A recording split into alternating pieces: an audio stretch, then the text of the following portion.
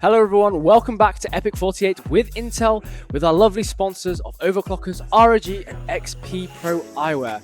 Welcome back, Avi. It's been a nice little break that we've had, isn't it? It certainly has been. It's been a lovely little break. It's been quite nice taking a little bit to breathe after some of the hecticness we've seen, 100%. especially with some of these earlier series today. 100% without a doubt, that definitely be the case. So today's Valorant is almost pretty much wrapping up. We are going into our final series of today, which is going to be the first round of our upper bracket. Yeah, now, it will be. Group stages started out with a best of 1. Today, we are now continuing on with a best of 3. So it's first to 2 in this upper bracket series. This is going to determine who is going to stay up in the uppers and which ones are going to start in lowers tomorrow. Yeah, indeed. And obviously, we've highlighted this many a time before, but we're going to reiterate all of our teams that have played thus far in groups have made it into our bracket stage, just because of how many teams we have playing in EPIC48 this time. But that's not a bad thing by any means. It does mean that there's still a chance for redemption for a lot of these teams. So some of the teams that might not have performed as well in the group stage, they do have that second chance to run it back potentially. And it's not single elim either, it's double elim.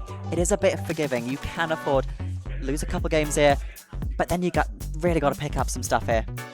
That is very much the case, and we can see at the bracket right now. So Hot Damn, they are going in as the top seed, so they are going to be getting that lovely buy round. You know, they have a bit more time to relax this evening, you know, scope out the competition, you know, or go and start the night early. Go and have a beer. Oh, I yeah, wouldn't blame them after that. I don't know, have a bit of a bev. Wouldn't that do?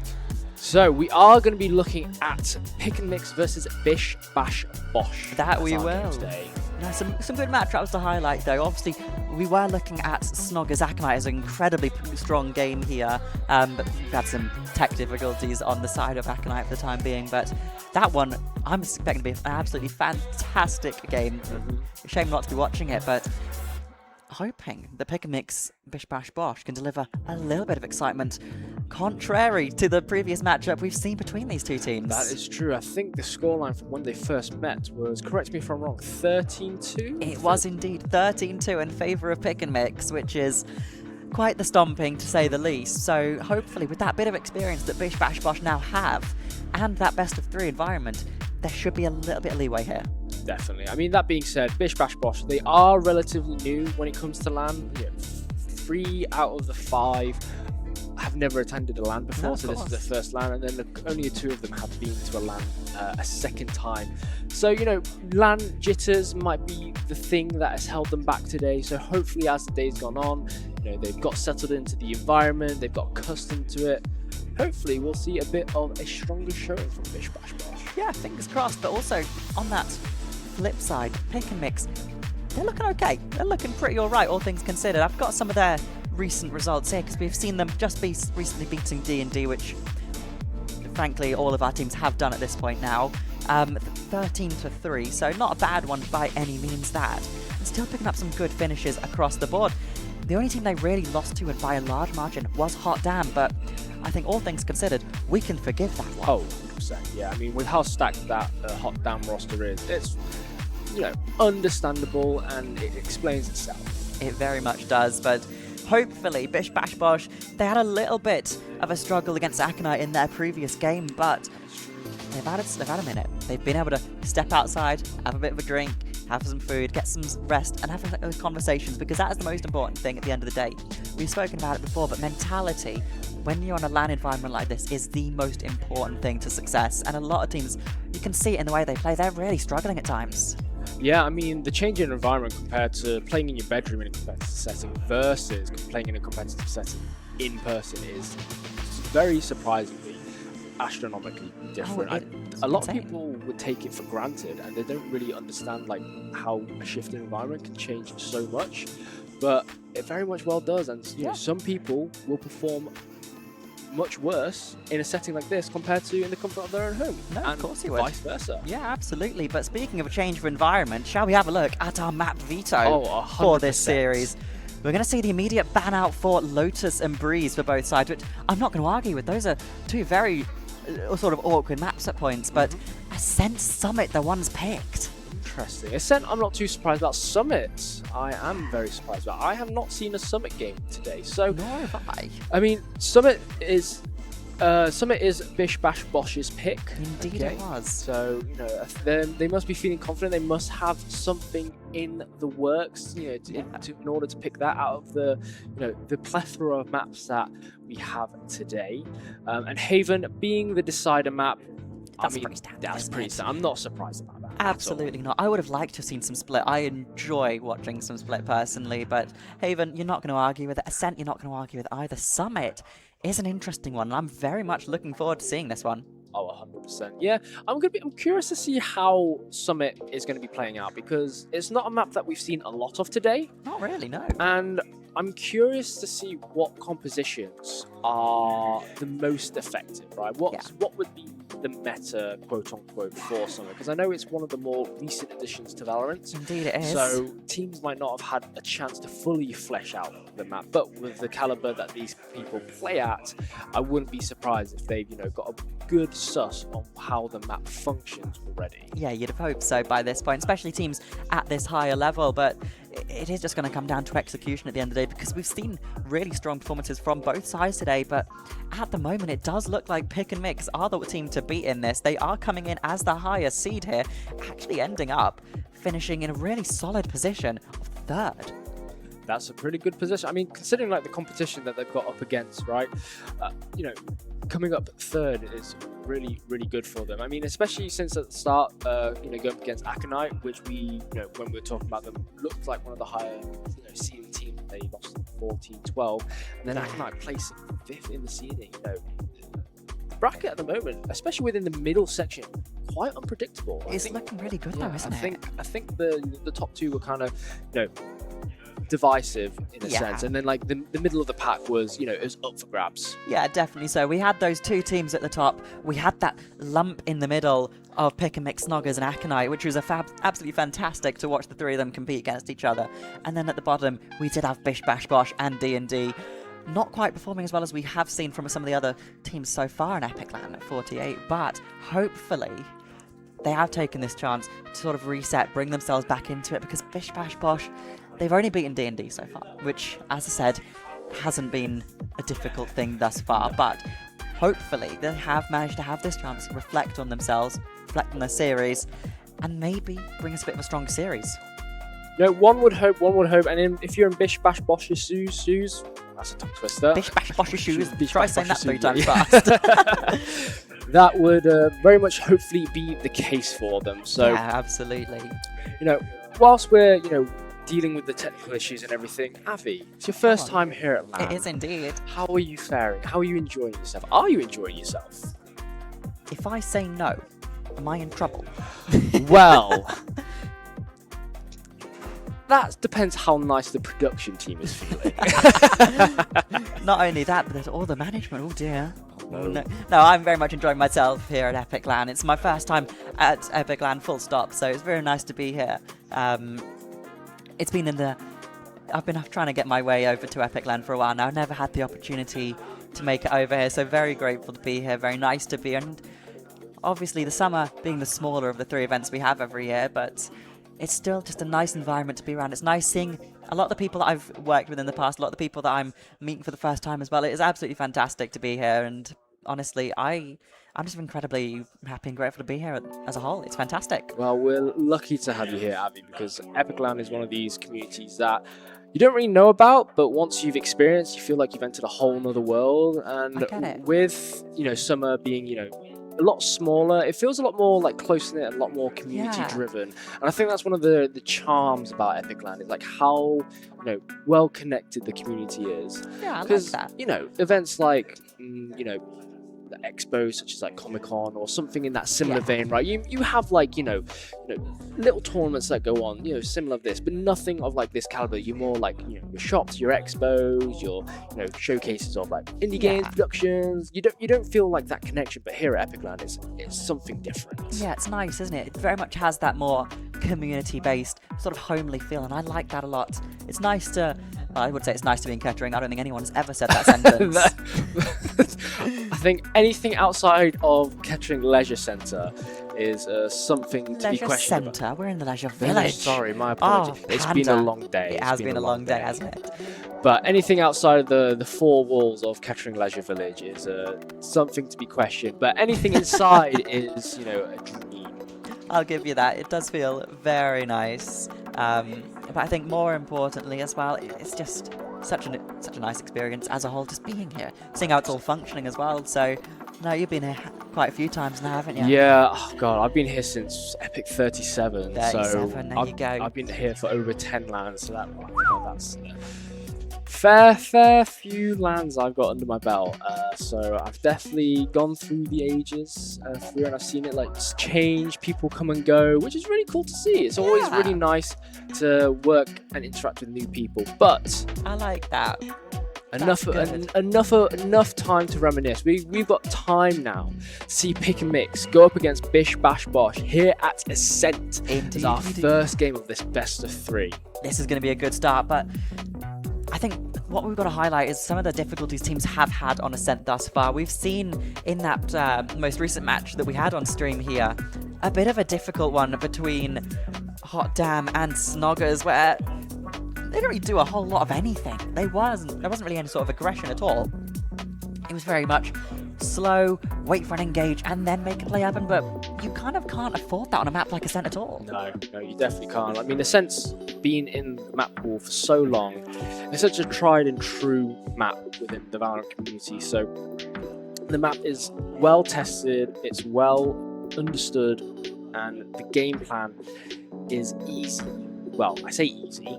It's well structured in terms of how the teams want to execute, you know, their compositions, their ideas, their attacks, defense, you know, the pacing that they want to take with the game. And Ascent is a great map for that. It's oh yeah. In terms of all the maps, Ascent I'd say is arguably the most balanced in terms of how it's designed. You know what? I can't exactly argue with it too much. I prefer Haven, to be honest with you, but Ascent is the Valorant map. But here we go. We do have our pick locked in for both sides, and we're seeing, again, the sort of, I'd say it's become a commonplace thing, that Phoenix for one side. We haven't seen it for both, which is neither here nor there, but I very much always like seeing a Phoenix. Not quite as strong on other maps, but on this Ascent, there's a lot of options for both sides to sort of take advantage of here. 100%. I think with that curveball, the curveball in itself is a very unique flash within the tactical FPS scene because of the way it functions, right? It's not your traditional throw in a straight line and then bounce off a wall. It's it will curve left and right, you know, hence the name. And so you need to play in a map that allows for Phoenix to shine, which is very few of them. Outside of Pearl, I'd say Ascent might be the only other map that Phoenix is viable on. So it's going to be interesting to see how Kurix pilots Phoenix, because they normally are the jet player. Yeah, which, I mean, you're not going to argue with a player like Kurix, but obviously feeling more confident on that Phoenix here, and I think that kind of speaks volumes potentially about the flexibility they might have here. Tell you what, I do like how Pick and Mix are structuring themselves. 3 in Boathouse over on B side. They're having, you know, Howie run up all by the lonesome, quite literally face-checking the entire team of Bish Bash Bosh and just making their way and closing the door and getting themselves to safety. Now, Bish Bash Bosh, they know that the door is closed, so they're just going to be running in onto site. So Pick and Mix, they're just going to be playing for retake. You know, they're just going to take it slow, allow them to take site, and you know, giving them the space that they need. I don't mind this at all from them, though. They played it so passive that they've not even got any opportunity to make anything. I say that, though. Nebula finding 2 off to the side. That's exactly what Pick and Mix need here, but say, out of nowhere, I blinked and I missed all 4 kills because suddenly the jet for Bish Bash Bosh finds a quadra. Yeah, they managed to tuck themselves quite nicely underneath Hell and found that quadra kill, you know, starting things off on Nebula and then cleaning up the rest of the team just as quickly. So, say, kicking things off for Bish Bash Bosh in spectacular fashion. You know, Pick and Mix, they had the right idea, you know, Nebula, as well as, you know, their other teammate, you know, getting a few quick kills. But what they did not account for was for Say being in Hell. No, not at all. And can you even blame them for that? Like, I think you wouldn't expect anything like that if you were any team. But this is exactly the start Bish Bash Bosh needed, especially after their potentially weaker showing against Pick and Mix earlier today. You have to pick up these early rounds, and that's what we're doing here. It's most definitely the case there, Avi. So, Bish Bash Bosh is playing a little bit slow. They're not going to go for the more aggressive angles because, you know, in terms of weaponry, they've got a lot more wiggle room, right? They've got the Outlaw, you know, they've got longer and harder hitting weapons, you know, the Guardian. And so they don't need to rush into the faces of Pick and Mix. You know, they could take things at their own stride. And Nebula peeking out, you know, doing a bit of a dry peek, just, you know, checking to see if there are any mid, and they have spotted at least 2. They might not be able to see, you know, the Omen coming in, but they do have Spike. You can see a few of them have been situated into Boathouse, so Ricky is going to start things off. Have they accounted for the 3 in Boathouse? No. No, they have not. So not at all. But why Doused is going to take out 1. Oh, but Rice is just going to come through, but Pants saving them. Making sure that they're not get caught with their pants down, that's for sure. That's the second time that joke's been made. It's a great opportunity to say it. I can't argue with you either, but Clean just sat in Boathouse still with a Spectre. Looking to try and catch as many out as possible, but misses the reload timing. Kurix just swinging around the corner, but Ling cleans it up onto Zowie, and they're not going to be too disappointed with that at all. It's the slower style on this offense for Bish Bash Bosh. Does seem to be working really well for them, which is contrary to what we've been saying earlier. 100%.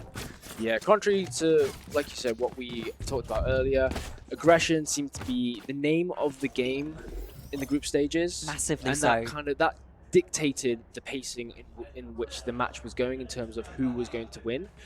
But that being said, Bish Bash Bosh taking that slower approach, you know, kind of left Pick and Mix a little bit unawares. You know, if you give people too much time, they start getting into their own heads. That they do, and I think playing slow into a team like Pick and Mix does work really well because they're also that sort of team that wants to take it slow. I say that, they're playing very far forward here. Pants loses out already, but Clean's there to follow it up onto Ricky.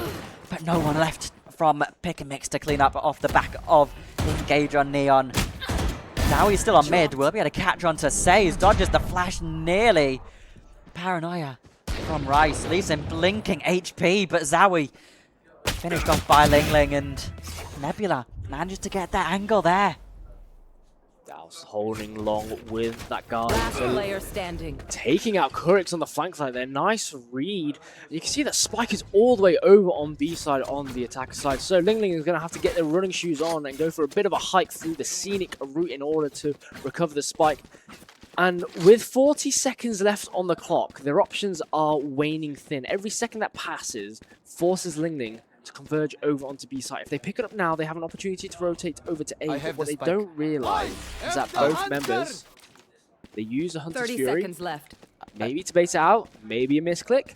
Well, You know, maybe there's, you know, a play involved, but with that being the case, B site nice and open, 20 seconds left, going to comfortably get that spike planted, and they're going to have to set themselves up for post-ban. They have an Outlaw, they've got 2 bullets, 100 HP for Nebula, oh, here we go.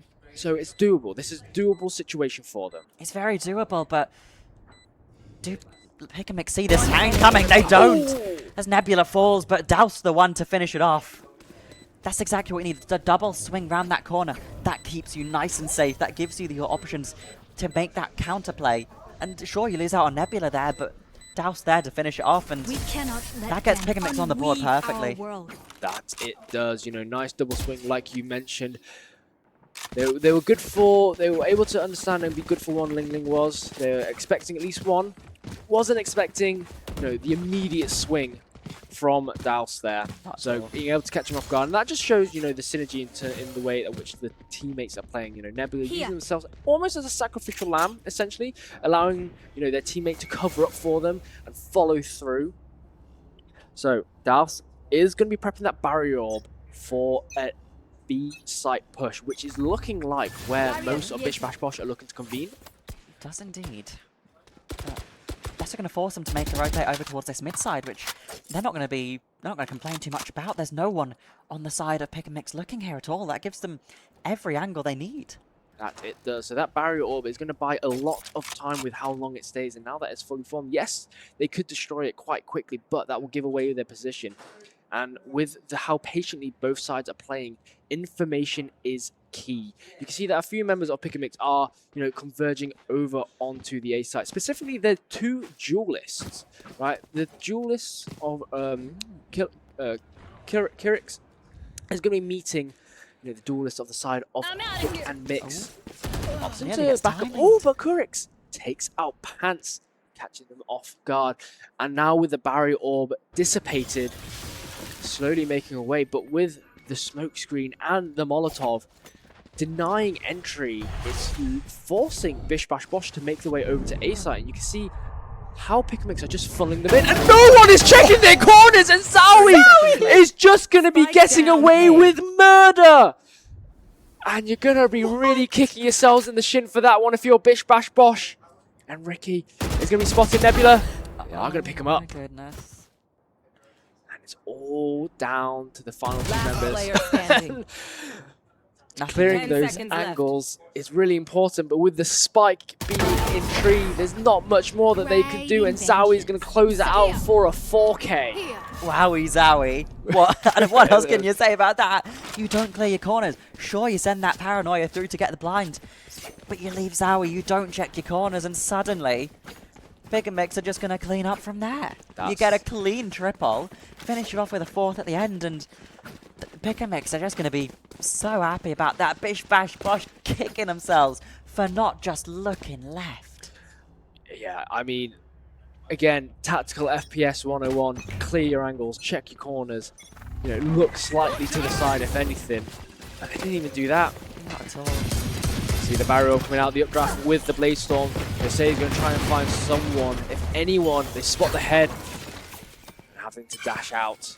Not able to pick up an elimination. Ricky, one ultimate orb closer to getting that lockdown, and they're just going to be playing on the flank, waiting to see if Pick and Mix are going to be pushing out, but they're not going to bite the bait.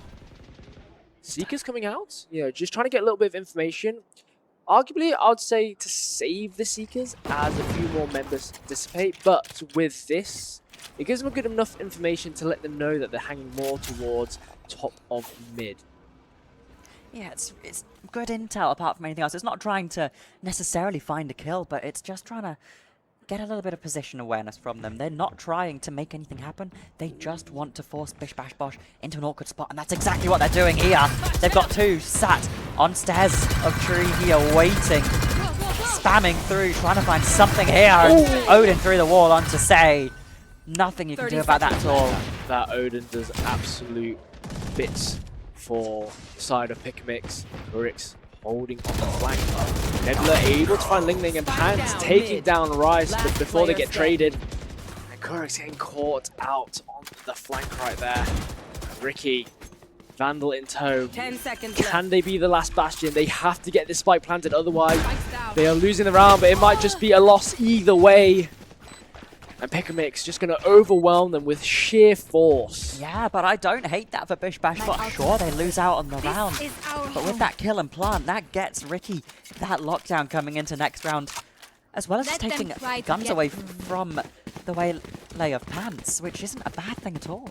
No, it's not. I mean, now ultimates are starting to get ready. Right, we've got the overdrive, the orbital strike, we have got the resurrection, we've got the lockdown as well as the run it back. From the shadows is going to be coming up shortly for Rice if they can either get an ultimate orb, a kill. Ideally that is the best case scenario. You don't really want to be being eliminated in order to get that ultimate point, and Pants is going to be close to getting that ultimate as well, so we could be in for quite the fiesta, Abby. Yeah, definitely so, but they're just going to swing it straight down at down. They're all catching everyone, investing everything. It's just a mess of a team fight, and there's nothing Bish Bash Bosh can do. Say that, Say answers back onto Nebula, brings it back to a 2v2. Now a 1v1, but clean with it with an Odin. And suddenly, we see a scrappy fight just dissipate and everyone dying. I really liked how Pick and Mix played that, because they had Waylay, Pants, shoot out their throw out their saturate to slow down the members of Bish Bash Bosh. Yes, they were able to find a trade on to DOS, right? But because they were so distracted with what was happening in B main, that allowed Clean to run through mid and slide in and just rip the members of Bish Bash Bosh to pieces with that Odin. And, you know, after that, everything and the kitchen sink was thrown out, cleaning things up. Now, as that Trailblazer comes through, Zowie is going to be finding good information. Clean is going to be finding bricks to start things off with the Odin, finding a second, taking out the nanobots. And now they are making their way through. They've just got to try and get onto the points. Resurrection coming out from DOS to bring up Zowie. And now Pick&Mix are having to play for post plant, but they have all 5 members. They do have 2 ultimates, so they could look to invest. The relay bot coming out. Not going to be able to find anything. Oh, but Clean is so fast, finding 4. Oh, but the ace has been denied by Say. So DOS is just going to have to pick up the pieces for their teammate and clean up house. Now Pick&Mix, they're starting to find their stride, and they are running away with this. Yeah, it certainly feels that way, especially when you've just got Clean's Neon nipping round the corner with the Odin. You can't answer back on that. And look at that, 14 and 4 on this Neon pick. You're not going to complain about that if you're Pick&Mix by any means. It is absolutely insane. And honestly, look at that as well. 5 rounds on the bounce for Pick&Mix. They're taking back momentum on this game. That they are. You know, it was a really strong showing for, you know, Bish Bash Bosh at the start, you know, winning the first 2 rounds.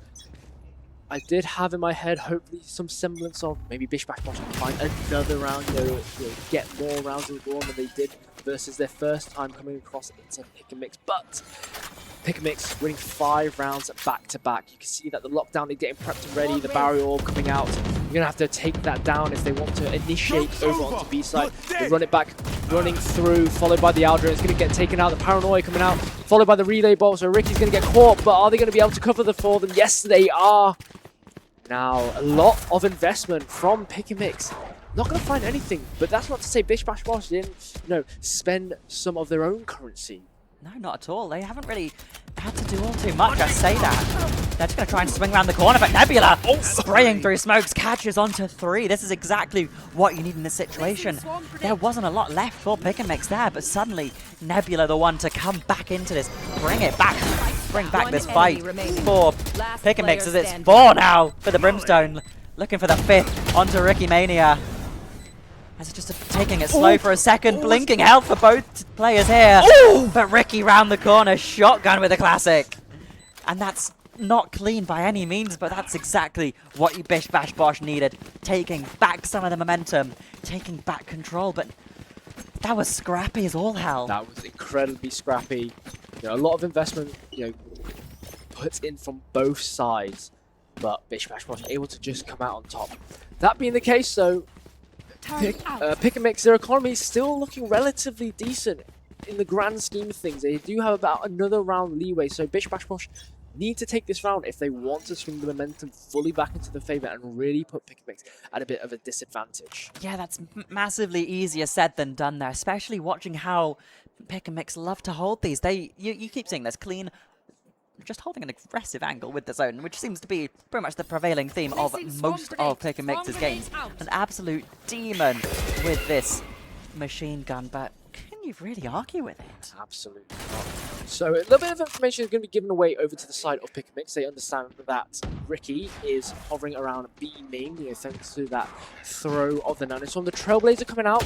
Ooh, I don't know if they spotted Ricky. They might have caught a kneecap or 2, but if the Trailblazer didn't find them, Pants most certainly did, and that is all systems go. Oh, the curveball is going to catch Nebula, but not before they take out Saber. Ling Ling is going to find 2 of their own, and is going to be running into fire to find a 3rd, and they are cooking with gas right now, and it's all up to Clean. Yes, they have the overdrive up, they have the Odin, they have a lot of utility in their back pocket. Ling Ling sitting on 4 HP and a Dream alongside their other teammate, who is looking worse for wear as well. So in the grand scheme of things, Clean has got the advantage, but not opting to commit for the From the Shadows. They're trying to bait Clean out, and they are not falling for it at all. Yeah, it's a bit tricky though. There isn't really too much time for Rice. It's Clean with it, sliding around the corner, waiting in cubby, just not letting anything come through for Bish Bash Bosh there, and it's incredibly smart, clinical play from the Neon there. I really liked Clean's thought process right there. You know, they're holding in Peter, you know, holding down mid doors and catching one, but then not opting to go through to Boathouse, which is where Rice thought they would be. They held themselves along, played patiently, and it paid off dividends for them. So we are going to be going into a little bit of a tech pause, okay? Just because one of the players' equipment has dwindled down. Trying to get that fixed. But thoughts so far, Avi? Thoughts so far, it does feel like the name of the game is who can be more clean with it, and I think Clean might have it. They might. I think they are running away with it. It does feel very much that way. The Neon has just been incredible this game. I think we've seen this a lot from them before. The Odin Neo combo, Neon combo, has been incredibly strong in the past and incredibly good for pick and mix. It's sort of thing they pick every game now. Very much so. I think, despite all the Neon nerfs, over the course of lifetime of Valorant, especially with the most recent ones, changing the velocity of the speed, the momentum that you can carry, still incredibly deadly. Movement speed in any competitive game is vital. Of course. If you're able to outmatch your opponents, make the first engagement, you can get that heads up. And Clean, I mean, there's no other word to say than he's clean. Right? Yeah, I'm not going to argue with you. It's in the name. It's what's written on the box, and they are doing all the work to keep themselves with that momentum, figuratively and literally. Yeah, very much so. And I think a lot of this is massively impressive, given this is their first Epic LAN as well. So to perform like this on your first Epic LAN, first ever LAN here. Obviously, you've done a bit of your LAN works in the past, but this has been your first Epic. You're performing like this, you must be doing something right. This is a massive, massive pickup for Pick and Mix. 100%. No, they are doing really, really well. So, whatever the scoreline is, they've got to be dead chuffed with themselves. They've put on an absolute clinical performance, and like I said, regardless of the scoreline they're placing, they deserve a pat on the back for how they perform and take this momentum going into future competitions. I do want to highlight though the other attempts from Bish Bash Bosh, because it hasn't all been bad news. They have been putting in a lot of really nice performances to try and get them to this point. It has genuinely just been the misfortune of the clutch factor that Pick and Mix have been putting on. When you need it, Nebula's been there, Clean has been there, and it's genuinely been insane to watch, because you can make all these fantastic heads-up plays for Bish Bash Bosh, but does it matter when the rest of Pick and Mix are just there to finish it off? No, you're exactly right. The start of the round is really important, but arguably the way you close out is much more so. Those minute differences, those minute changes in your play can make the biggest difference, especially with players at this level of caliber. Everyone's very competent in their role. They understand how the game functions. And just like that, Ricky, you popped your shoulder out. Once the spray started happening, just walk away. It's these little mistakes that are costing a Bish Bash Bosh.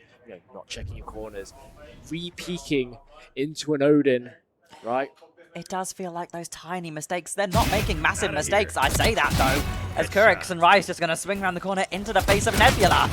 I mean, when you're peeking out one by one into a Phantom, that's just easy pickings. But a Blaze Storm from Say is going to put in the work. I mean, Blaze Storm as an ultimate is incredibly deadly. 50 damage per kunai, to the body, and then 150 to the head. Yeah, nothing to scoff at, is it? No, absolutely not. So, I got the spike. Player of this caliber, very, very dangerous to have in their hands. So Save has dwindled the numbers down, but they're not down and out for the count just yet. Spike drop. Yeah, still plenty of time on the clock for both sides to make anything happen here. As Wall manages to drop, they get the timing on that barrier wall for 30 seconds the left. Sage, but they're just going to be able to walk around this, make a straight push onto this A site for the time being. So you do see a bit of a lurk on towards that mid side. There's not really anything you can do off of it for the time being. They will be able to get this plant down, which is a massive sign for them, but what else can you do at the moment? You can see that Pants is going in from the flank, go for a bit of a pincer attack. And Pants is just trying to tell their players, their teammates to just wait. make some noise, create a bit of a distraction, buy some time. Now they're ready in position now. It's all systems go. Oh, they found the head and they found the wallbang. And look at that. They just attacked from all angles and Say can only look at one direction. It's absolutely perfect, isn't it? I wouldn't even say the clutch factor, the coordination from Pick and Mix there. You have that push coming in from heaven, but you have it coming from attackers spawn as well. You can't do anything at all. You're getting completely pressured from both sides, and you're just gonna collapse from that point. It's an attack on all fronts that Bish Bash Bosh were not able to overcome. I mean, if I tell you what, if Say was able to come out of that situation on top, I would be screaming. Oh, wouldn't that be something? That would be an amazing play, but it was a feat too tall for the Call of Duty. Yeah, not sure we can talk about that one here. I'm joking. But here we go. Bish Bash Bosh, they're mostly going through this mid side again, but we've seen them struggling when they're trying to make this sort of push work. But it's a lot more open space now because Nebula's no longer holding the back of Pizza, but it doesn't even matter because DOS is going to be the one to hold out the initial push. So Ling Ling is going to be getting that trade. You know, Ling Ling putting on quite the performance this game. You're seeing them quite a lot in the kill feed. You know, one of the first players to be getting kills for Bish Bash Bosh. Kind of like, almost a playmaker, essentially, right? You know, on that Phoenix, you want to be initiating, you want to be getting in there, but Ling Ling holding that angle. Sorry, apologies. Yeah, he's on the Sova, right? Initiating, holding that angle, unfortunately falling, you know, due to Valorant timing, as it is. Cast to cast. It was a cast to cast, but it as it is, let's be real. But here we go, they're trying to make something happen here, but Clean, a little bit too aggressive trying to find Ricky off to the side there as they're just going to try and swing around the corner. Nebula with the help of Pants and Zowie just going to walk straight on through. Will invest that Brimstone ultimate, but was it even worth it? I mean, to take down destroy the lockdown, yeah, I would say it's worth it. You trade ultimate for ultimate. Brimstone can get his ultimate back quite quickly compared to Killjoy. Halftime. Don't save a thing. You need 8 points for Orbital Strike compared to 9 for Lockdown. So, in terms of value, it's worth it. Well, I suppose when you're this late into the half as well, you can afford to make those sorts of things happen because you know you have that momentum. And obviously, it is working incredibly well for Pick and Mix here. Now, for Bish Bash Bosh right now, you've got the Hunter's Fury for Ling Ling. Your game plan is aiming to get to site as safely as possible. The overdrive from the side of Pick and Mix on Clean is going to be popped. Running straight down mid. Yeah, watch the run here. Might be able to catch someone here, gets one. Looking for another one to Ling Ling, not quite able to find, so it's Ricky. Backs away, really smart. Heads up play from that Killjoy, just back that step away. And that gets a really nice trade here for Bish Bash Bosh, but do they have anything left to tank if Doused is hiding up here? Oh, now that is the firing squad pummeling them with bullets. Zowie is going to take down Kurix from the running back and finds the second one on to Say. So Kurix is going to be running for the hills along with the rest of the members from Bish Bash Bosh, but they have got Seekers in tow and they are being hunted down like prey. But thanks to Ling Ling, all the Seekers have been eliminated. So in terms of information, there's not much to go off, but Pants, here's the footsteps of Bish Bash Bosh. Yeah, keep an eye out here. Does get blinded up, but there's not really too much left here. That dodges the blind, and they're just going to swing one at a time. Pants catches onto Ricky, looking for another with the ulti, but dashing forward, looks to catch onto Kurek, but the flick not quite connecting properly. And that will be able to get Bish Bash Bosh onto the side here. Enemy remaining. Very over-ambitious attempt from the side of Pick and Mix, but Kurix, some way, somehow, they managed to find it. Switching sides. I think, yes, it might have been a little bit of a dire situation, but I think Pants probably could have played that slightly slower and just waited for the rest of their members to reconvene. But that being said, an 8-4 scoreline is something to be very happy with, especially on the first map of this best of 3. Yeah, nothing to scoff at by any means, but not quite as clean as perhaps Pick and Mix would have wanted, especially looking at how they kind of, I wouldn't say dominated, but how they took such good control of the rounds earlier. But they're not going to argue with this app by any means. This does give them an incredible lead, but see what they do on this offensive side. Are they going to try and match that aggression again? I got this feeling that Pick and Mix are going to try and look for the aggression. You can see that the 3 of them are, well, 4 of them actually are looking to hold up on mid, so they're going to be making their way through. I think they spot the kneecaps. I think they are aware that at least one of them is on mid. And oh, Say's going to find one, not going to be able to find another. Relay bolt not going to catch them. Neither is the Trailblazer, but Clean is running in, but they are going to be taken down. Not the drive-by that they wanted. And Kurix going to fall to the hands of Zowie. Oh, getting caught on the reload, but so is Rice. Oh, that's a devastating exchange of blows from both sides. Not something you want to be seeing. And now Ricky is going to be forced. But they managed to take out one. And Ling Ling is trying to just break down this door to reconvene with a teammate. But it seems like Ricky is a one-man army. It's all up to Dallas. They spot the shoulder, but they are going to get clipped. 55 HP. But it's down to 0. And Ricky, the final bastion, didn't even need Ling Ling's help. They had everything under control. Yeah, definitely. Looked a little bit rocky towards that start there, but you know what? You're not going to complain about it. You get that early pick off for Say, but yeah, it's not bad by any means for Bish Bash Bosh. You get an early pistol, especially against this team. You needed that. You sure you got pistol last round, but you kind of have to retake that again. Otherwise, you're going to be in a world of trouble here. Exactly that. I mean, look at the arsenal that Bish Bash Bosh, especially on defense. They've got a good opportunity to just kind of play back a little bit. But yeah, pick and mix. They're opting to fall by 4 Stingers and a Bucky. So Panzer's going to be picking up the Bucky. You know, understandable. Maybe make an argument for the Neon, but you know, with the slide, you know, Stinger on Neon also works. Oh, but a little bit of miscoordination, getting caught by the relay ball, forcing them to, you know, recall back. But they're going to kick things off so quickly. Bish Bash Bosh are not expecting the aggression, and they are just going to be decimated and riddled with bullets for it. And Ling Ling got nothing that they could do.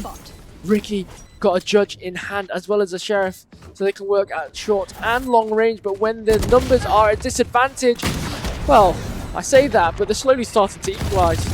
Yeah, you mentioned before, Ricky, a bit of a one-man army almost. But is it enough left in the tank for them? They've had to invest heavy. Deploying drone. They've not really got much time left. They've not got the position to make anything happen either. They do manage to catch out 2 potentially with that owl drone, but Pants is here with a Bucky in hand, waiting for them to drop. And Nebula actually the one to clean up the shots. And it's 9 for pick and mix here. That's exactly what they wanted.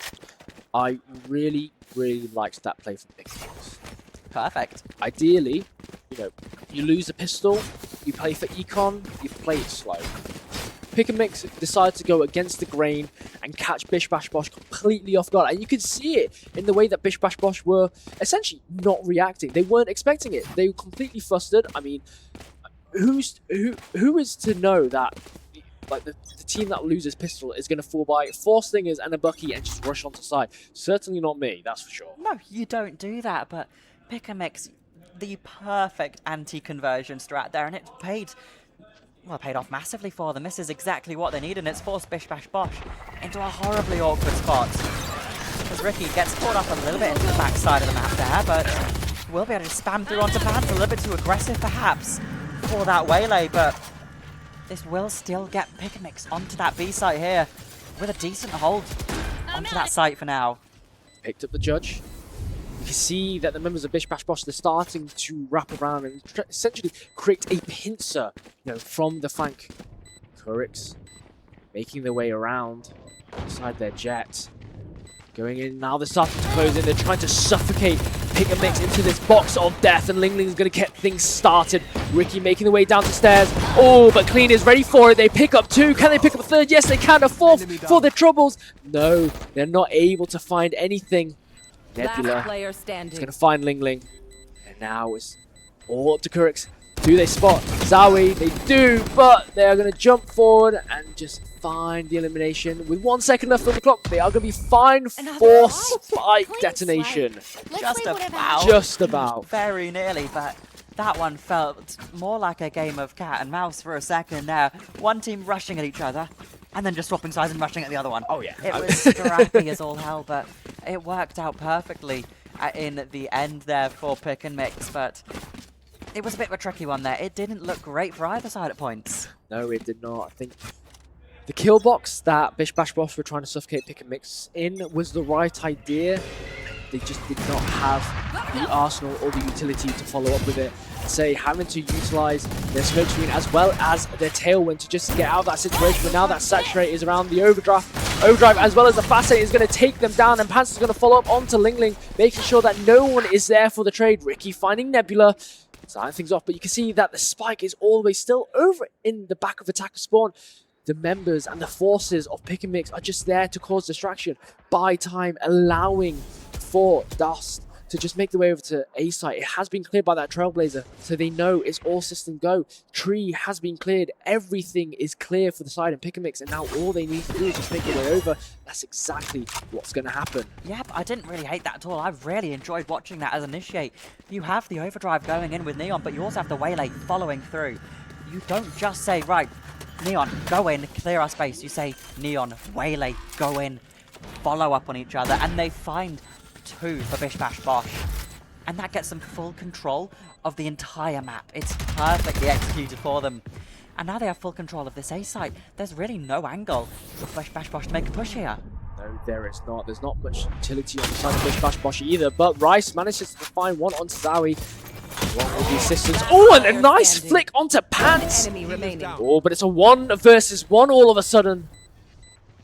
Now Clean is playing for the angles, but that wall of fire, It's a good wall. mitigating the vision. You're gonna have to go quick. Oh, and it just misses by a hair's breadth.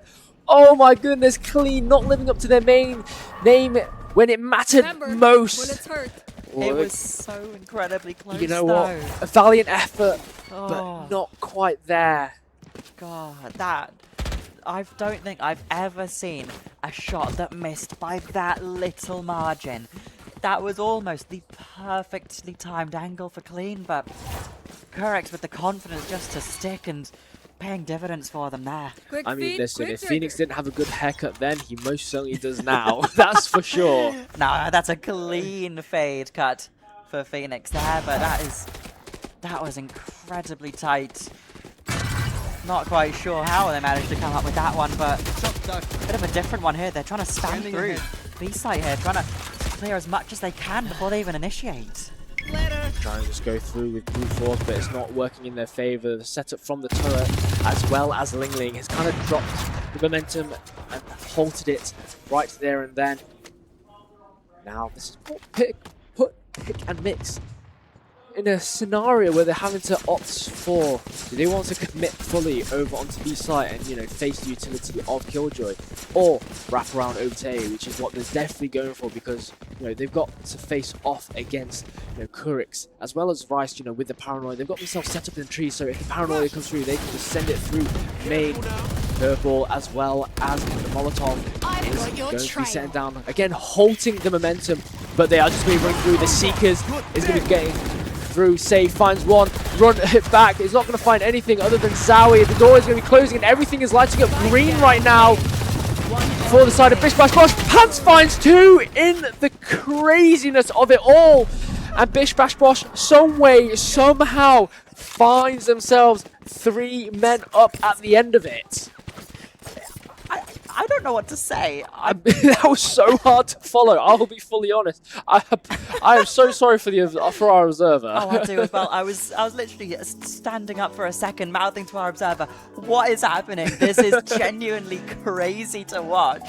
But I don't think I'd change it for the world, because this is exactly the kind of thing that Bish Bash Bosh need. They need to make these sort of scrappy team fights happen, because when you play that slower sort of style, Pick and Mix are going to take you advantage. Oh, 100%. I mean, even through the chaos of it all, like, Pick and Mix were able to find a few nations themselves. Pants picking up 2 their swift kills, quite surprisingly as well. Yes, they were the only ones to get the kills, but there's a few little extra bucks in Epic, right? You're not going to argue with that. Oh, absolutely not.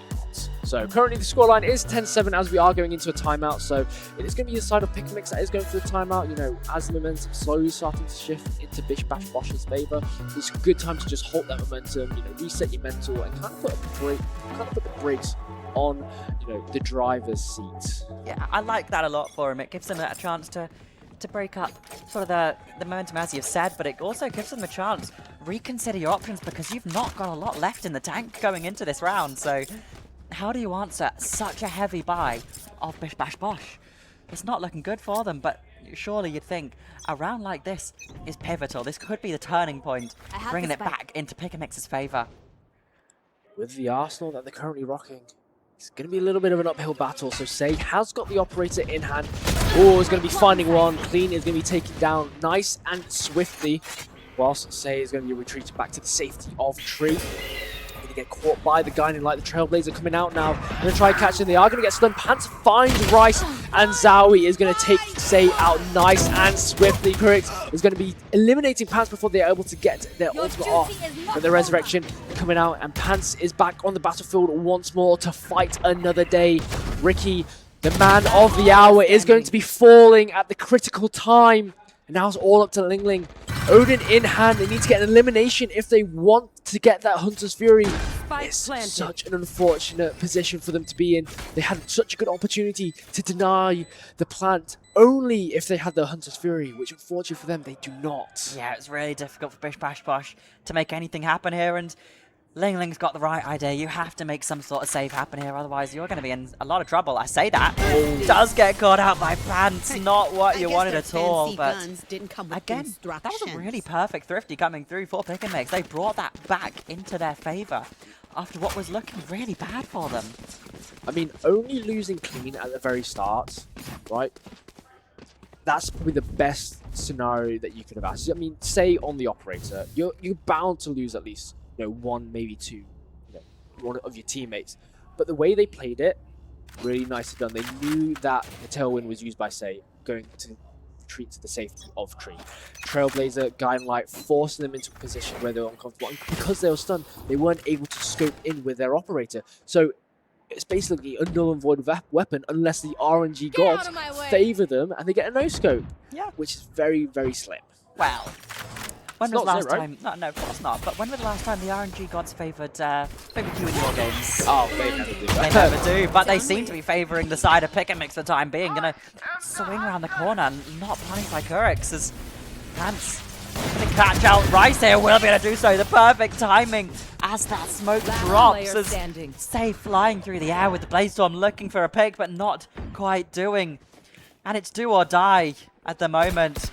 Not really a lot Ling Ling can do here as Pick and Mix take us to match point here. Match They point. do. I'm not the biggest fan with how Ling Ling played that round out. You know, they were walking around too much, exposing themselves to too many angles.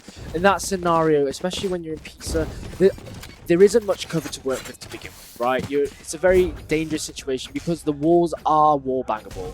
You know, you're going to get riddled with bullets either way, but if they just took a second to just hold back and just wait for Pick and Mix to engage onto them rather than trying to go to Pick and Mix, because it was never going to work out to begin with. Of course not. Clean, not quite finding that shot off onto Rice. It was almost incredibly hairy there, but not quite able to do so. We mentioned it before, trying to find the aggression, but Say a little bit too aggressive. Bish Bash Bosh, they're playing far too aggressive for the time being, and Pick and Mix happy to play that slower style, waiting for the over-aggression to take advantage of, and it's really good for them.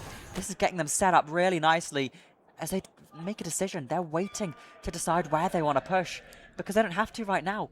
They don't have to make any decision. They've got time to play with. They've got rounds to play with. And it's really just not a lot left for Bish Bash Bosh at all. The control is very much in Pick and Mix's favor. With 50 seconds left to go, you know, time isn't, you know, courteous at all means, but trying to clear out Wine. You know, no one's there. So now as Smokescreen is going to be coming down, covering all the angles of Door as well as Heaven. Rice is going to kick things off, taking down Pants, a critical player in Pick and Mix's attack. But with that being said, they bought enough time to get that spike planted. The lockdown is going to be coming out. That's going to be forcing out the orbital strike to delete it, to allow them to stay onto site, buying them more time. Flash is coming out. Members of Pick and Mix are going to get caught.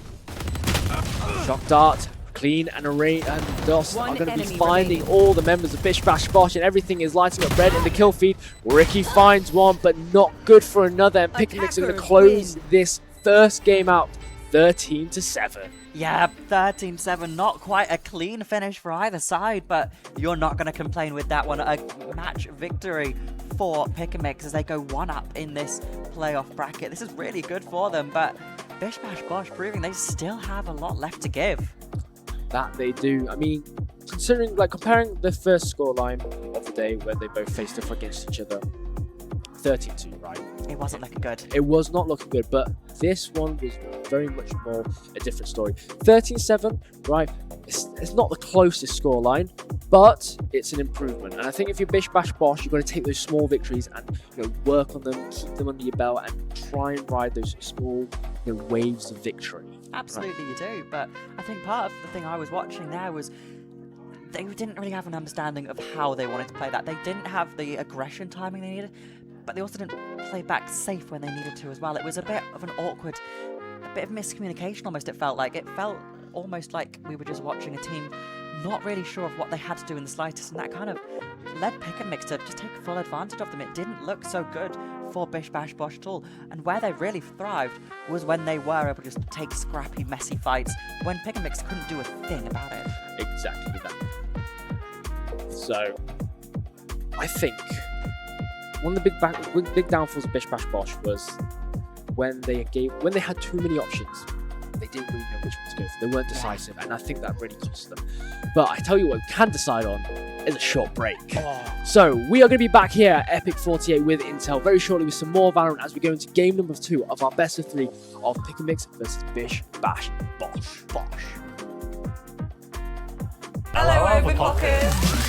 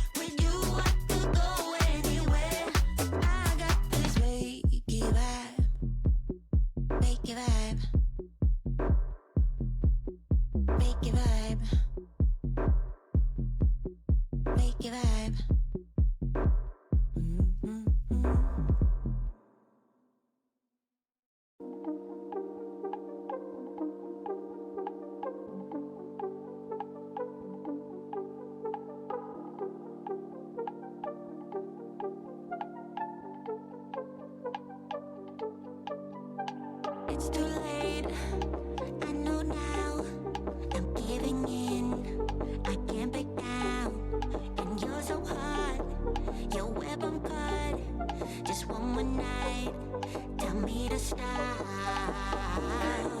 although I know we must come to an end, I tell myself I'm okay, but I know that I shouldn't pretend.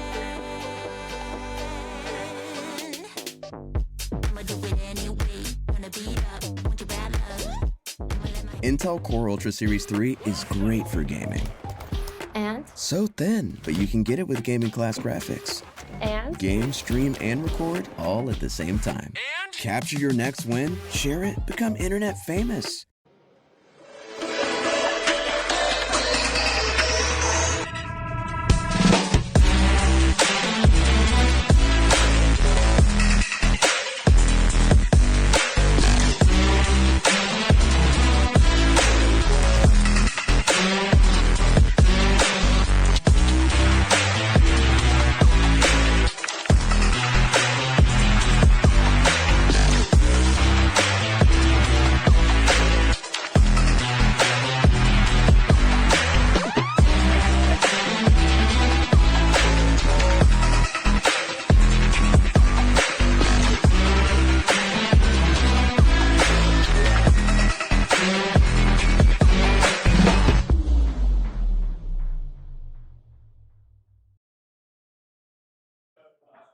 Hello everyone and welcome back to EPIC48 with Intel, sponsored by Overclockers, ROG and XP Pro eyewear. We've just come back from a short break from what I would arguably say was a very scrappy first game, to say the least. I think that's putting it lightly. I love a scrappy team fight. I think it's fair to say we've both come from an Overwatch background, so seeing scrappy, messy fights like that are sort of our bread and butter, to say the least. 100%. But an amazing sight to see, and hopefully we get a bit more of that. But I'm more interested in seeing Summit gameplay.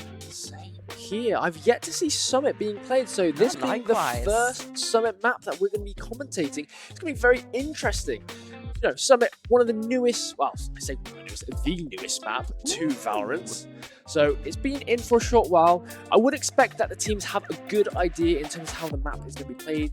But what I'm most interested in is what compositions are going to be working best and what agents are going to be seeing. Because, you know, Summit, I still feel still in its infancy in terms of, you know, exploration. I feel like teams have a lot of room for creativity to, you know, trial and error, see what works.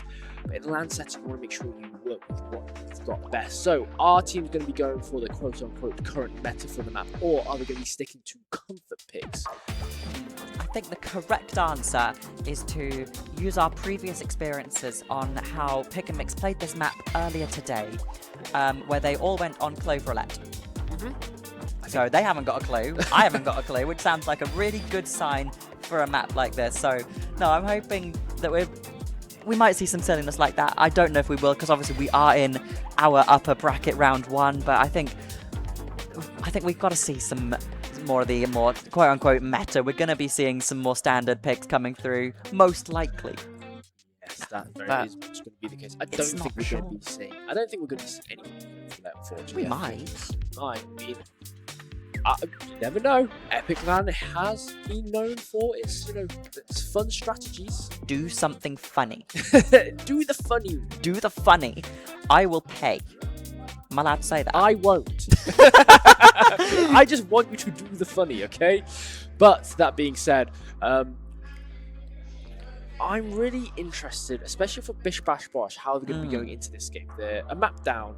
Yeah. Pick and Mix, they need to win this to keep themselves in the upper bracket.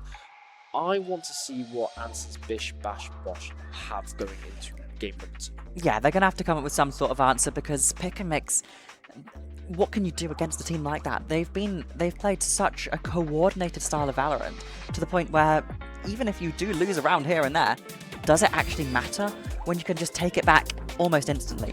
Yeah, that is exactly right. We saw that Bish Bash Bosh started game number 1. You know, they won 2 rounds in a row. You know, looked like momentum was swinging in their favor, but then all of a sudden, Pick and Mix in the next 5 rounds, and then momentum was just going into their favor. And then Bish Bash Bosh, yes, they were picking up rounds, you know, here and there to, you know, finalize for a 13-7 scoreline. But in terms of momentum, domination, it just was not in their cards. Yeah, it's a rough one, this one, but we are going to get into our agent select for the time being. Pick and Mix going to be our attacking side, Bish Bash Bosh for a defense here, but we're not quite seeing that Clove Roulette, which is a bit not funny.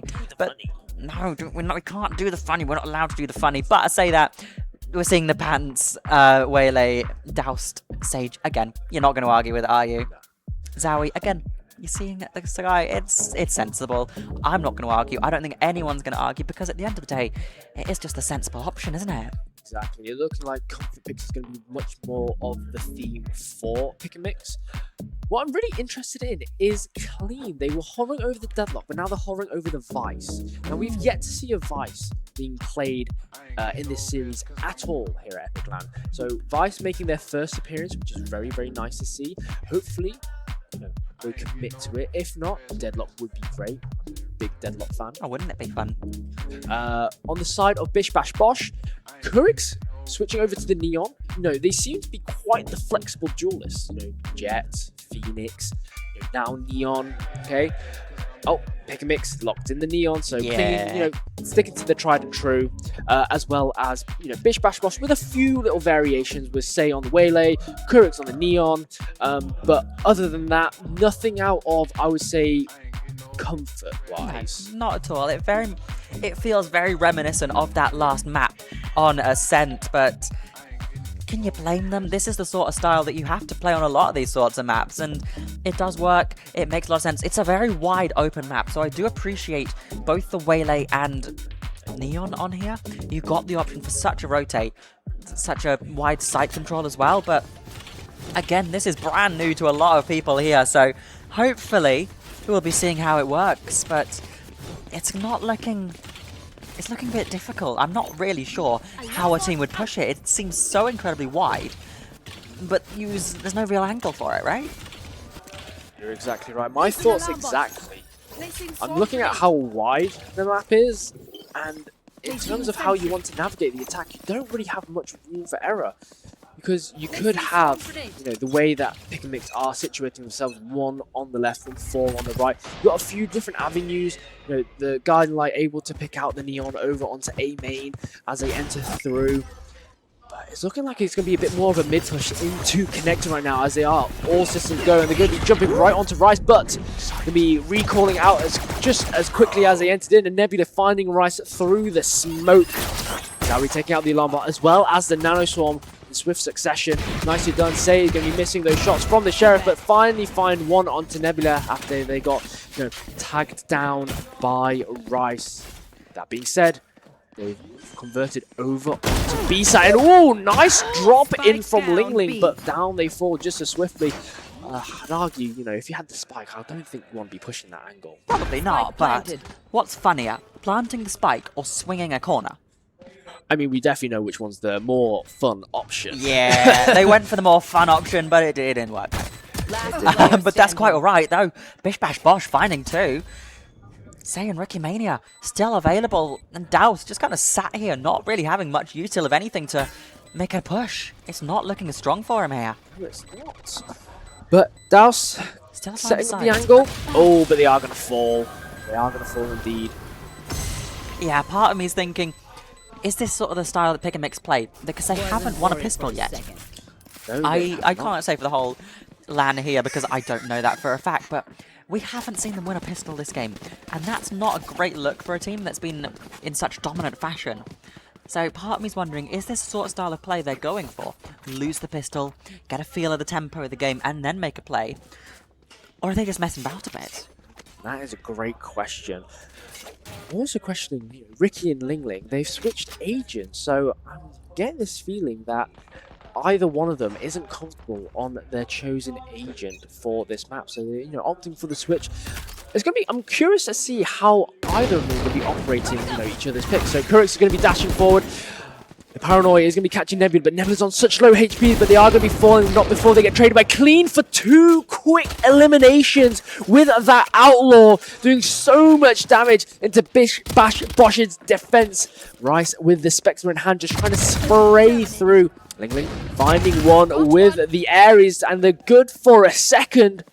But can they find any more? And all of a sudden, Bish Bash Bosh have overwhelmed them with numbers, but not before Zowie is going to be equalizing the manpower. Yeah, not bad at all for them. Like, really trying to make these sort of equalizing plays happen, but Pick and Mix, they do have a fair bit of utility left in the tank for themselves, and they're just going to be able to run straight onto this A site for now. And Bish Bash Bosh don't really have much of an answer at all. They've got this Killjoy.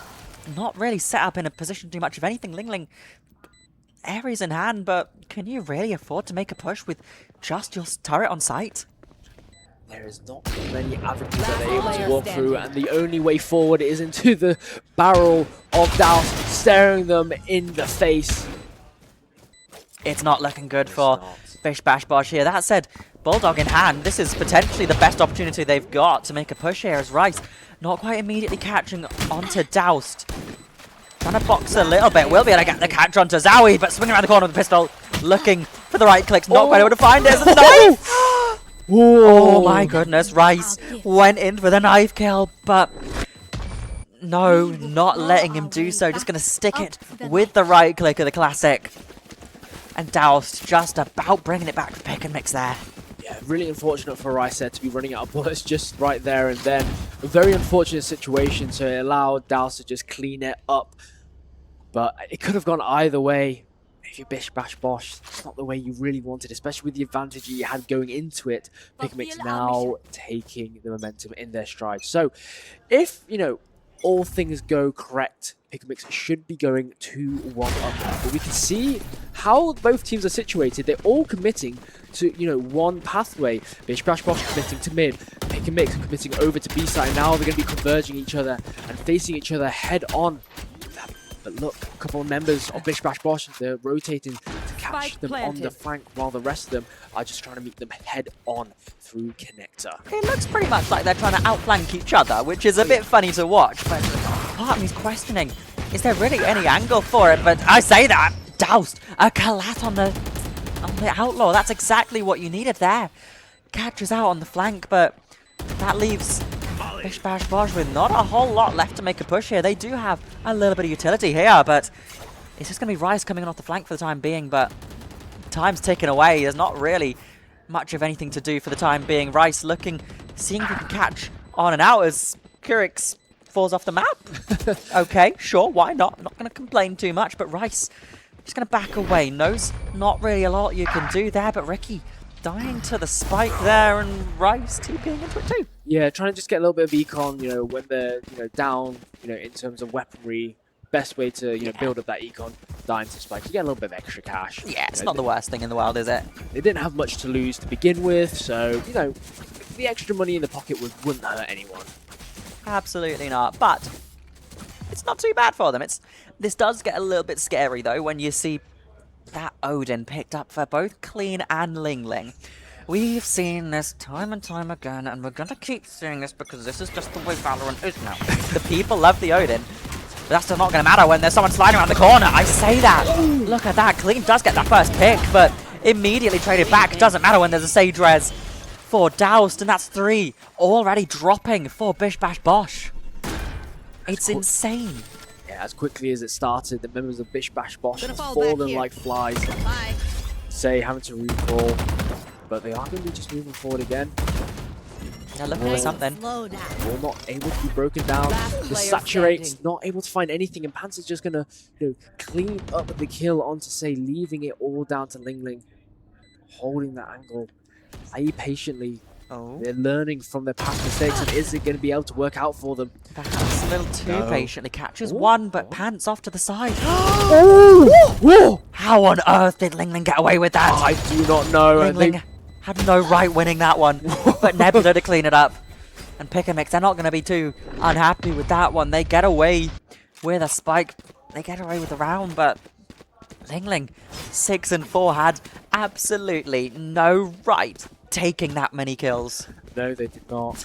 I mean, consistently throughout first game, as well as this game, Ling Ling has been putting in a lot of the work for Bish Bash Bosh.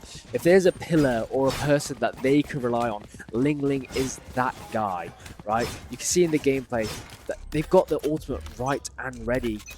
Killjoy locked down one of the more expensive ultimates into the game, and for Bish Bash Bosh, for it to be the first one to come up, amazing work. But what's going to be amazing work is Clean if they're able to see through the guiding light. But it's just so scrappy. They're getting caught by the relay ball, the shock dart, everything. The kitchen sink is getting thrown in at them, and they managed to somehow make it out with their life. But Pants is not going to be faring so well because Ling Ling is going to be finding it. They have lost half their HP, but that lockdown is ready and waiting.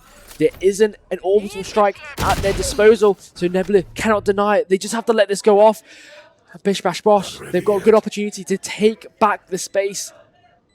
But Rice is going to get caught completely unawares. Yeah, can't blame him for that one. That was a tough angle for them, but Douse catches them on the rotate through and just going to spam through. Not quite able to catch onto Ricky, but Zowie is there still waiting with a Vandal in hand, and suddenly they take back that round. It looked rough.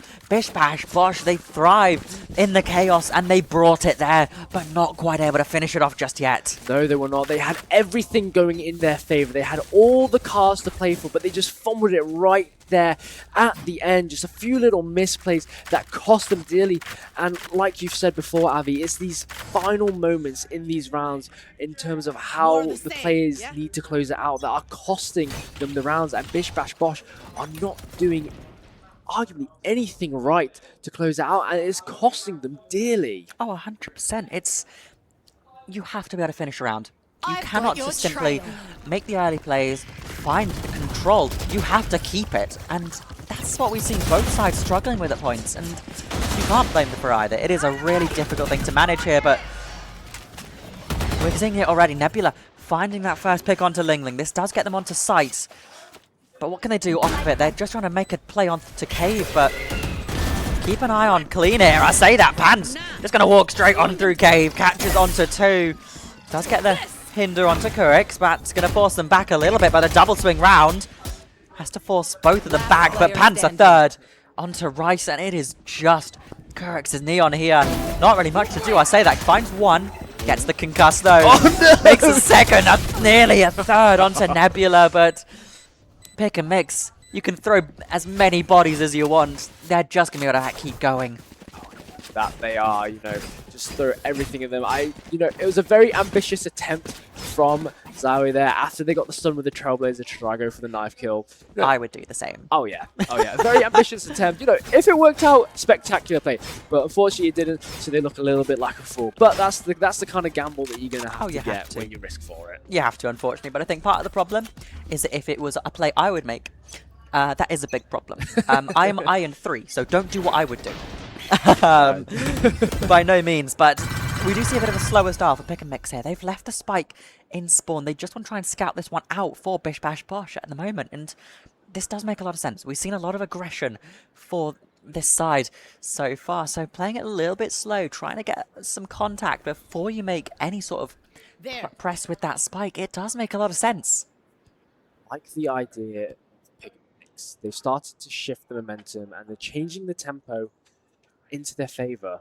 Right, Bish Bash Bosh, they're playing a waiting game. They're essentially having to question every movement or every decision that Pick and Mix are making, and almost get inside their head, which exactly is what they're doing. They're forcing Bish Bash Bosh to make careless mistakes with how patient they're playing.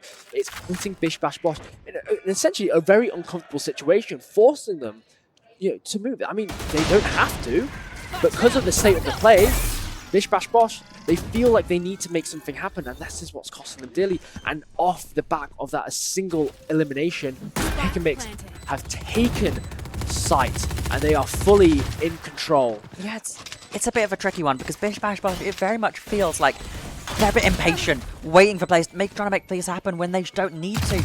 And Pick and Mix are just going to take advantage of that, and that's exactly what we're seeing here. They've got full control of this site for the time being, and there isn't really much of an angle for Bish Bash Bosh here. And they're just going to get picked off one at a time. Lingling and Ricky, they're getting covered by both Pants and Nebula. Dow's coming over too. There's not really a lot to do, especially when they got such a powerful crossfire angle coming through. And Pants is just going to clean it up. I mean, with every single angle covered, it's a suffocating vacuum that Bish Bash Bosh ended up finding themselves in, getting caught in that back cubby. There's not much that they could do, right? They can make their way over to the far left-hand side of the corner, to maybe try and get a wrap round, but what would be met? Members of Pick and Mix. If they wanted to get through B main, what was going to be met? Members of Pick and Mix. There was nothing that Bish Bash Bosh could have done other than pray for a miracle to come their way. Yeah, and it's not really what you need. You don't need miracle plays, you need smart, you need slow calculated, especially against a team like Pick and Mix, but no! Kurik's just going to go on in with the overdrive. Catches onto 1, making a second, looking for the third. Not quite able to do so just yet, making a third now though. Sliding round, looking for the fourth, onto Doused, and suddenly Well, that was embarrassing. they're thriving on that chaos again. They're just going to run it straight down into the faces of Pick and Mix. I think what the idea is that Bish Bash Bosh, what they need to do is exactly what Kurix just did. No thoughts, all go. Don't think, just do. Yeah, exactly. Don't think, just do. And it worked out so well. I mean, Pick and Mix were not ready for Bish Bash Bosh's aggression on the overdrive. The second that it was popped, Pick and Mix, rather than backing off and give space, they kind of just held their ground, expecting for them to, get the elimination and, you know, convert off of it, which ideally was a mistake that, you know, Smoke's down. obviously cost them the round, but it's, you know, something that they need to reflect on. And Bish Bash Bosh, if they can keep doing that, they're going to find the rounds themselves. Like you've said before on the previous map, they thrive in the chaos. They work well when things are happening constantly, and I think that translates so well into the gameplay. But when slower moments take place, you can see them getting uncomfortable. But Ling Ling, again, like I've said, this bastion, this strong pillar for the team, cleaning up the kills, finding 3 with the Odin. There's a reason why this man is top fragging for their team. Zowie finding one, but not able to find another. It's a good start for Pick&Mix. He's going to get caught by the Saturate, and now SA just flies on in and just takes Zowie out as quickly as they entered. It's all up to Clean. We've seen what this man can do with the Odin in tow. They have got the spike. They are going to be making contact with Curix, but are they going to be looking at the correct angle? No, they are not. Quicker on the trigger was Curix, and they are going to find themselves a second round on the board, back to back. Which is exactly the sort of thing you need there. Ling Ling, I just want to highlight, we were talking about them thriving in the chaos, not doing quite so well on passive players, but suddenly we see Ling Ling holding a perfectly timed angle, and that's the sort of thing you need. You need some of these more defensive, focused, more slower plays, waiting for an initiate from Pick&Mix, and suddenly Ling Ling finds a triple there, which is exactly what you need for Bish Bash Bosh. That's really going to bolster the motivation and the morale for the side of Bish Bash Bosh. It's definitely what they need. So Pick&Mix taking a page out of Bish Bash Bosh's book. They are just going to be running on in. Ooh, not checking your angles. It's going to cost them Delia now as the kill feed lights up all green. I'm out of here. I got Spike. It's getting messier. It's getting so much messier. And this is exactly what we see when the Pick&Mix try and make Scrappy happen. Bish Bash Bosh are just going to say, nope, this is how we play the game. And it's not as good as they would like by any means. And Clean stuck between such a massive rock and a hard place. It is a tough one to come back from here. Rice, though, does get caught out, but it doesn't even matter when Ricky stood straight down with an Odin. Nicely done for Bish Bash Bosh. They're taking the aggression and momentum right in their stride, and it's exactly what they need to do. So a timeout coming out for Pick&Mix. I'd say at a pretty good time. You know, we got 2 more rounds left in this first half, and all of a sudden, 3 rounds in a row have been over to the side of Bish Bash Bosh, which is something that Pick&Mix were not expecting in the slightest. Yeah, of course, and I think part of that is because of how weirdly they've been playing recently. It's those last few rounds, it very much felt like Pick&Mix, they were the ones who hadn't quite figured out how they wanted to play. They had gone for a more aggressive, fast push, but then suddenly, Bish Bash Bosh try and flip that script on them. They try and be the ones causing the scrappiness, and that's when it's been working out for them. It's really weird to see Pick&Mix sort of conflicted like that, but obviously I don't think Bish Bash Bosh are going to complain by any means. Absolutely not. You know, with the current scoreline being 6-4, you know, slowly closing that gap, Bish Bash Bosh started to find the momentum. Those last couple of rounds have really bolstered their motivation and especially upped their morale, which is exactly what they needed. So, you know, coming into the second game, I did think that it was going to be a bit more of a clean sweep going through over to Pick&Mix because they looked a lot more comfortable in this map, but Bish Bash Bosh are slowly starting to find their stride. And I do think a lot of the credit does go over to Ling Ling especially. Yeah, most certainly. Ling Ling almost seems, as you said yourself, the bastion of Bish Bash Bosh here. Trying to be the one that anchors the team through all the chaos, and that's the sort of player you need. Absolutely, you need a player like Curix just waiting to play the aggressive plays, make these scrappiness happen, but you need someone just like Ling Ling to make the slow happen too. Make it a balance here, but Ricky's the one to catch on to Clean. We'll be able to get rezzed up as Zowie able to trade it out 3 for 3 now. All of a sudden, the numbers have equalized. But that being said, Curix has got hold of the spike, so they've got to go into him. Oh, but that barrier orb, nice done, but there's a gap in the wall. Oh, but Clean read it. Nicely done. Oh, Clean, that was exactly what you needed, but it doesn't matter when suddenly Ling Ling is still there waiting for you to walk into her arms. Almost out. And now Clean's in a bit of a tricky situation. Not really got much of anything left. Has that fast lane available, has that Odin available, but is it really anything you want to do with here? best thing that they can do is plant in an open area where they can just cover, an off angle, which is exactly what they're going to be doing. They're looking to try and rotate over to the back of the site if they can. Oh, but where they're positioned, they might be meeting Ling. They're playing ever so patiently. They've just got to wait. They're waiting for that spike to just get tapped. Oh, and Cleaner's got a really good angle. Nicely done. Now, as that wall has been dropped, there's only one way for Clean to go out, and Save was ready and waiting. That was a gorgeous shot from Savo on the sliding neon. Always a beautiful shot to see. And I respect Save for that one. That is a beautiful loading skin. I want to point this out because we've been seeing it all day. This is my favorite skin in the game. I really like it. Oh yes, yeah, the Star Guardian theme. Star Guardian? Yeah, it's like Star Guardian from League of Legends. Hang on, no. I'm the League of Legends player here. That is not Star Guardian. That is Evori. That is a different thing. My apologies. Honestly. But that being said, no, it's a really, really nice skin. A very, very nice, well-themed collection. It's gorgeous. It is one of my favorites. I know this is very off topic, but this is something that I love. I'm upset I missed out on it, but so much investment coming through already as Pants had to dive on through. Trades out immediately, waylay for waylay. As the Killjoy ultimate not even destroyed by that orbital strike. That's not exactly what you wanted at all. But it doesn't matter when no one from Pick-a-Mix is in it. Kurix though off to the side does get onto Doused. But they will get this plant down as there's just Kurix hiding off onto Cave, waiting for them to make a push here. Now, as time is starting to tick, the members of Pick-a-Mix are slowly encroaching over onto Kurix. Oh, using that guiding light, sending them to the afterlife, guiding them to beyond the grave. And now a lot of investment from both sides have been put into this initial fight. So as we're going into the post-plan, there's a lot of scrap going their way, but Nebula able to equalize, put it into a 1 versus 1 situation. But Ling. Lingling's the one you want in this situation, but doesn't see it. Nebula in the back with a Phantom. Just gonna ignore the threat of Ling. And that brings it 7 and 5 to Pick-a-Mix. That's I don't know what to say because that was messy as hell. That was incredibly messy. And I think if you're Pick-a-Mix, I think you'll be, kicking yourselves in the shins a little bit. I think for them, they know that they could have, extended that scoreline much more. But that's not to discredit Bish Bash Bosh because they played it out spectacularly, especially in those 4 rounds that they won back to back.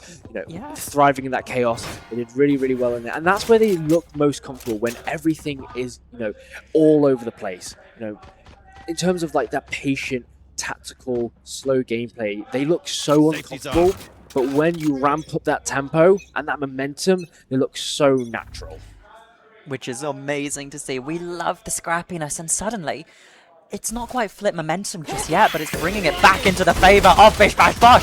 As they're just going to bring in that scrappiness, flash around the corner, catch onto 3. As they do get traded out onto 2, but suddenly, Pick-a-Mix are in a bit of an awkward spot. They manage to see the initial wrist and hand and the gun of Nebula, so they know that there are members of Pick-a-Mix on the flank. So you can see that they've got the turret set up, so once that turret gets taken out, they know that there's someone. Nebula. Yeah, that's a smart play. Blocking line of sight, the turret's not going to be seeing them, but with that smoke screen coming down, they would have been notified. So ideally, they know, but they don't. They don't. My apologies, but now they do. Yeah. But is there anything left for them? Do you see Ling hiding off to the side? We'll be able to catch Nebula. A bit of miss time on the swing round. And Bish Bash Bosh, another pistol going towards them as we hit the fabled scoreline of 6-7. Oh, no. I'm sorry. I had to. But that being said, Bish Bash Bosh able to find their pistol victory once more, putting them in good contention of taking this full buy round and equalizing the scoreline to 7-7. I mean, if there's anyone that's going to be able to stop Bish Bash Bosh in their tracks, it's most definitely Pick-a-Mix. Oh, but with the way that Bish Bash Bosh are starting to play, the groove that they're starting to find themselves in, I feel like this is going to be very difficult. Yeah, and we've seen this before on the oh, hang on. I was about to go into a point here, but Pants so far forward, gets the right click onto Rise, and it's Scrappy again as Bish Bash Bosh find another 3. Where on earth are these picks coming from?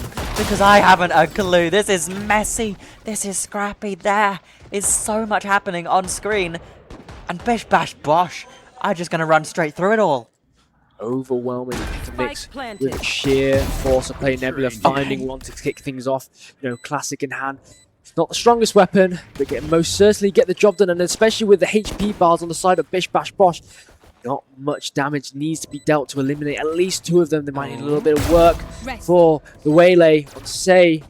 But right now, Douse looking really good. They managed to pick up the Guardian. Oh, that is 1 member gone. Oh, Nebula getting into the line of sight, able to get themselves healed up, and they have got a Guardian. 2 bullets. Oh, they switch. Oh, but they managed to switch quicker. They're just faster with their wrist. Give a little bit of a flick, and they're able to defuse. And 6-8, and with that 50, they've managed to turn it around. Cold with it, Nebula. How else can you put it except cold? Because that, you had absolutely no right to win that one. You missed the shots with the Guardian running out of ammo, and suddenly you have to flick. Not only flick over, you have to flick with a classic. That's a hard task to do, but Nebula up to it brings it back for Pick and Mix, and again another conversion failure for Bish Bash Bosh. These conversion rounds are really being the thorn in Bish Bash Bosh's backside, and it's not working out for them. All Rice not going to get caught up by the Trailblazer, but it's going to be spotted, so it's good information given over to the side of Pick and Mix to kind of have a bit of an idea where they are. Oh, but Panzer's going to take down Say with that Outlaw. 1 shot to the body is all they need. They're holding that tight angle incredibly well, and they find a second as Rice just feeds themselves in a nice, lovely, warm bowl for Pick and Mix to just eat out of. Where on earth were you going with that one? I love it. I rate it massively, but Pick and Mix, they're in full control of this now because this is where they play it slower and safer. And suddenly, they're bringing back that momentum. They're not letting the scrappiness of Bish Bash Bosh phase them. And this is exactly what they need to be doing after sort of missing out with the scrappiness. Bish Bash Bosh slowly starting to fall apart after this pistol round, and it seemed to be the common thing for Bish Bash Bosh. They win the pistol, they lose the next couple of rounds. Now, if they follow a trend like they did last round, Pick and Mix are going to be winning this game. And if you are Bish Bash Bosh, you definitely do not want to be following that same script from the first half. So you see that Bish Bash Bosh, they're opting to stack 5 men onto A site. They're looking to just go straight forward. They're going to be following in on that Aldrone. The second they get some information, they are running in, and Kurix are going to be picking off clean to start off with. That guy Light trying to get some information. They know a few members are hanging around in A main, but Bish Bash Bosh, they're just going to be holding steady. They're not going to be making a move. They're not going to offer themselves up, but Kurix might be the first one to do so. Ling Ling able to find Douse in the back line through mid. So it is 3-4. Oh, but Zowie equalizing the numbers though. Yeah, Rice, bit of an awkward spot. They're not really where you wanted to be at the point. Caught out on that TP. That's not where you want to be at all. But that does bring it back equal. 3 for 3 now. But this is where Bish Bash Bosh, we've seen them struggle a little bit in the past. These slower, more controlled plays. As Pick and Mix read that rotate already, planting themselves cleanly on that B site, waiting for Bish Bash Bosh to make a play forwards. They have read them like a book. They have a good understanding in the way that they're going to be playing. Hans initiating, not able to find anyone as that door closes. They shut onto them, you know, closing their ways, and they're forcing them through a funnel of potentially bullets riddling with them. Oh, Say's going to fall down as Pants finds 2 in the fray. And it's all up to Ling Ling. They found one. They've got the spike. They've only got 10 seconds. They need to get this spike down ASAP. And that smoke is very close to dissipating. And through the smoke, they saw the outline of where the spike was planted. And that information was more than enough to close out the round for Pick and Mix. It almost felt like Bish Bash Bosh had a chance there with how messy it became. But no, Pick and Mix the ones to clean up business there.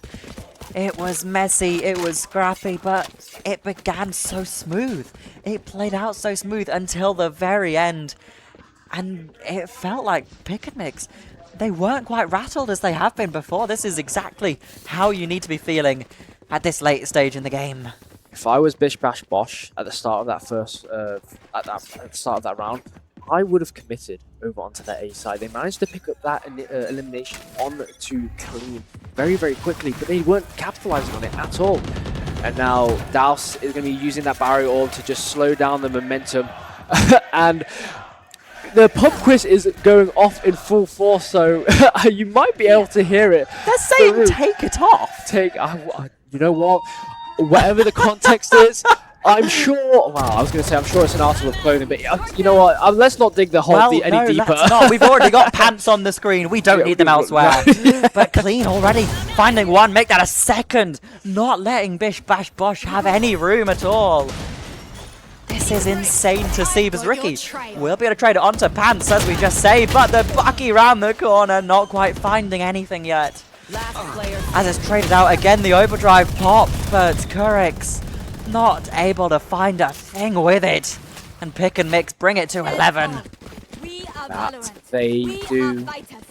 Bish Bash Bosh slowly starting to fall apart into these later stages of the second half, and the scoreline is starting to repeat itself from the first half. And for Bish Bash Bosh, this is not something that you want to happen. Now, in terms of the ultimate economy, we have got Waylay's ultimate for Say coming up very, very shortly, as well as From the Shadows. Pick and Mix have got a lot more to work with. The overdrive, resurrection, the ultimate from Waylay. Yeah, and they're not a million miles away from that orbital strike too. No, they are not. So in terms of the tools in the toolbox, they have got a plethora to work with. And as they are 11-6, it works out so much in their favor. They don't have to commit so much. They've got room to play with. They can take this second half of the game in their stride, and they Pick and Mix can control the pacing of the game. They don't need to initiate on to Bish Bash Bosh. Yeah, and yet they're doing so. They're waiting for the timing, swinging around the corner, not letting Say have any room as Pants finds a 2 with the perfect flick onto Curix there, but traded out. Clean does find Rice though, brings it back, but there's no real opportunity for Spike. Look at where it is. It's Clean on the center of that B site, and look at where Bish Bash Bosh are currently standing. There's not really any opportunity for Ling Ling or Ricky to make a push here. They don't have anything left. Spike is in full control of Pick and Mix right now. Bish Bash Bosh have to make their way over to the death box, and Pants is going to clean it up for a 4K. There's not much that they could have done with the Spike in control of Pick and Mix. It was only the inevitable waiting for Bish Bash Bosh. Yeah, absolutely. And you know what? I can't blame them. It looked a bit messy there, and Pick and Mix, they are coming back into this. Obviously, they took a very early convincing lead, but when things started to get scrappier towards the end of that first half, I was thinking, I don't know if you were as well, Bish Bash Bosh, oh, they've got a chance here, but no. Pick and Mix, the ones that thriving in that chaos almost, able to bring back control into their own hands. And look at that, Nebula already finding that first pick in the round. Oh my god! Round there. What? Hang on! I can't even finish a sentence! Well, they just finished that round as quickly as it started. A 13-6 scoreline for Pick and Mix, and they are going to be taking this best of 3 2-0. Hang on. I was mid-sentence. We started that sentence before the round started, barely. But we couldn't finish it before the round ended. How were you able to make a push that aggressive? And it worked. What? I mean, they took a page out of Bish Bash Bosh's book. They took the aggression to them, and they gave them a piece of their own medicine. So congratulations to Pick and Mix. You are surviving up in the upper bracket, and Bish Bash Bosh, you are making your way down into the losers tomorrow. I mean, that is all the games done and dusted out for today. Yeah, for today. It was incredibly strong, that one. We do have a quick bracket to have a look at as Highland Baddies take the win over D&D. I don't think it's any surprise to see that one there, but Highland Baddies versus Pick and Mix coming into tomorrow will be a fantastic game. Snoggers Aconite, though, we're still waiting on that one. They are, so that's focusing onto a, well, they were the team that had the initial technical issues That with the they power. did. So, you know, they're probably in the second map still. So, you know, it makes sense that the scoreline's not being updated. But that being said, Avi, that is all from us here at EPIC48 with Intel, sponsored by Overclockers, ROG, and XP Pro Eyewear. If you have yourself some time here at Epic, man, make sure you go check out the sponsor stalls. Overclockers have got some beautiful systems on display, as well as some peripherals. XP Pro Eyewear, they've got some fantastic nanotechnology in their glasses, you know, mitigating that blue light. And quite frankly, I've been wearing them all day, and I have to say, they are really nice on the eyes. I mean, They do look good too. they really do tone down the harshness, and I quite like the comfort that they provide. I was about to say, because I'm quite curious now, because I've been sat here with my own regular glasses, staring at the big caster lights we've got here. How are you feeling with your special glasses? I will be fully honest, they are actually doing a lot of work. They are actually, you know, mitigating the eye strain, and with people like us who stare at computers all day long, you know what? I'm pleasantly surprised. There you go, you heard it here first, folks. Get yourself XP Pro Eyewear. We've got a few stands on display over in the exhibition hall, so we do highly recommend that. I know, and as well as ROG, make sure you go check out their flight simulator for some grabs up for goods. But that is going to be us, all from us, from myself and you, Avi. Indeed, Shout outs to our producer as well as our observer for today. They put in a lot of work. You know, they don't really get much of a break, and they are the silent heroes of the broadcast. That indeed, we have huge appreciation for them both today, so thank you very much to our production team, and thank you very much to Jack Destroy 4, to Gumpster as well, for hopping on very briefly. But that's it from us for the day, I believe. It is. And with that, we'll see you later. You know, either have a good night's rest or enjoy the drinks, whichever one floats your boat. We'll see you later. Have a good one.